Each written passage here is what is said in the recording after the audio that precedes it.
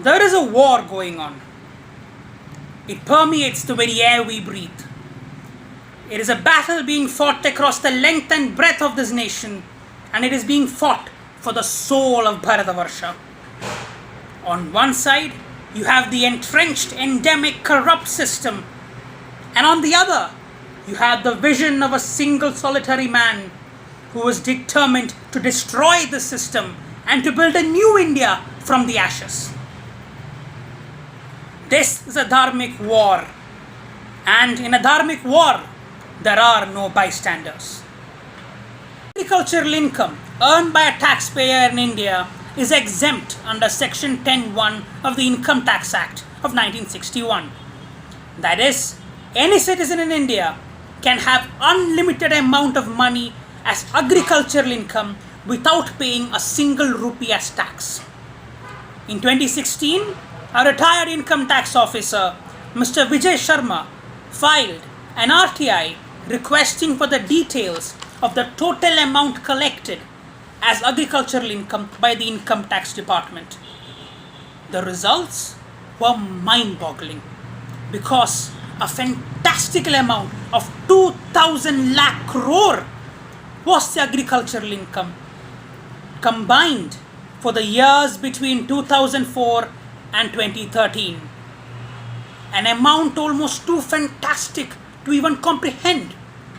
Furthermore, the Income Tax Department reply revealed that 6.5 lakh individuals combined earned more than 16 times that of our GDP in 2011.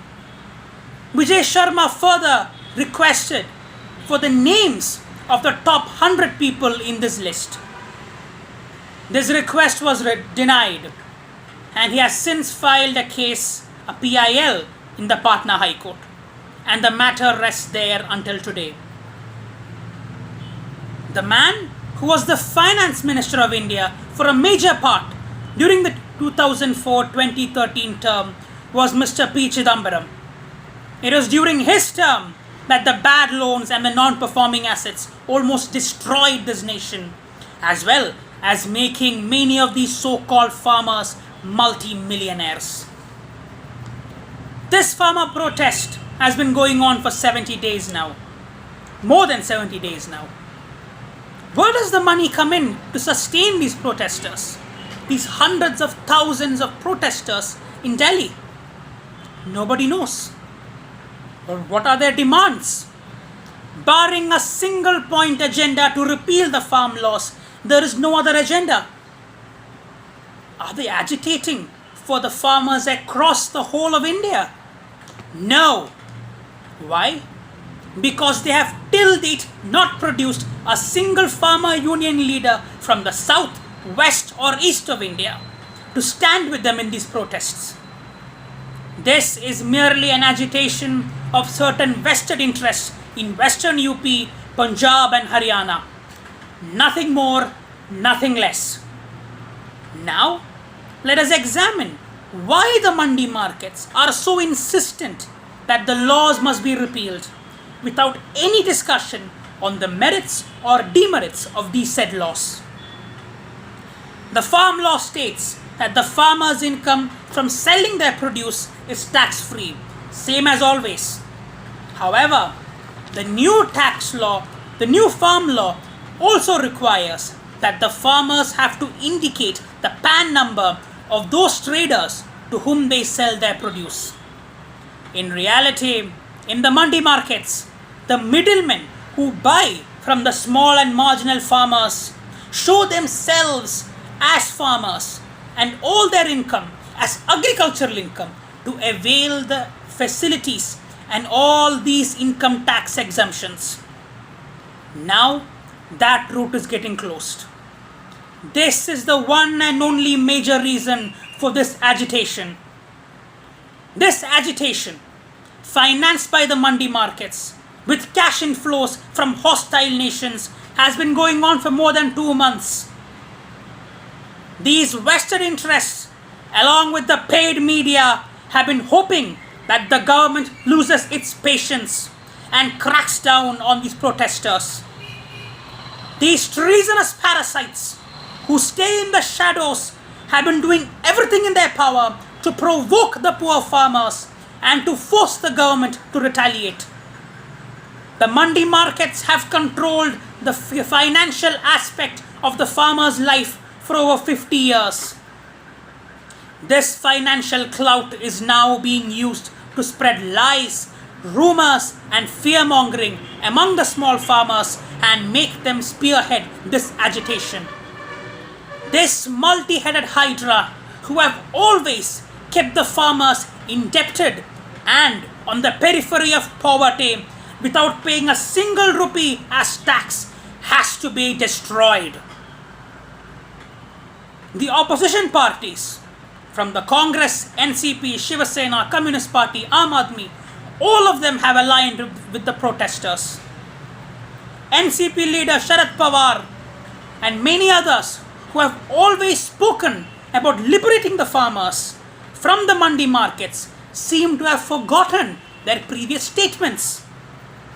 The Communist Party of India, who is fighting for the mandi markets, have conveniently shut their eyes to the fact that there is not a single mandi market in the state of Kerala.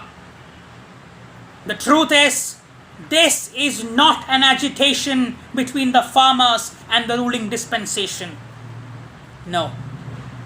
This is not a dispute between the BJP or the other political parties. No. This is a last-ditch attempt by certain people whose religious, political and monetary interests override national interests and who have a single point agenda: remove Narendra Modi from power.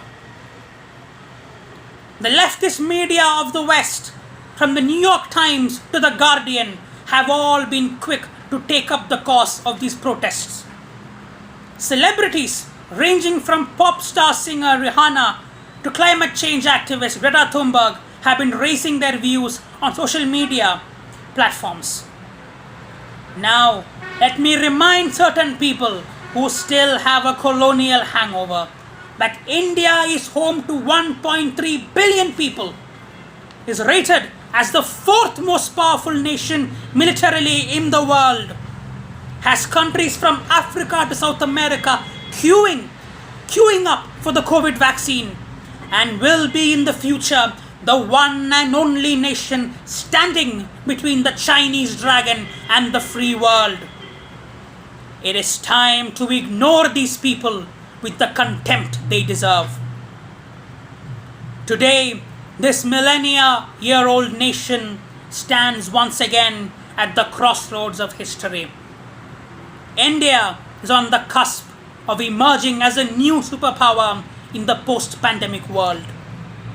Forces, both internal and external, will fight tooth and nail to prevent that from happening. Our Jawans and the current administration are more than capable of dealing with our external foes. I have no fear on that. And as far as the internal enemies are concerned, residing within this nation, I only have one thing to tell them: be careful what you wish for. On Republic Day, on the ramparts of the Red Fort, the national flag has been desecrated. The government will follow the due process of law regarding these miscreants, but the people of the Republic will be neither lenient nor forgiving. The paid media and anti-national activists are trying their level best to provoke unrest and violence in this nation. So I repeat again, be careful what you wish for. You may unleash forces far beyond your comprehension. Vande Mataram.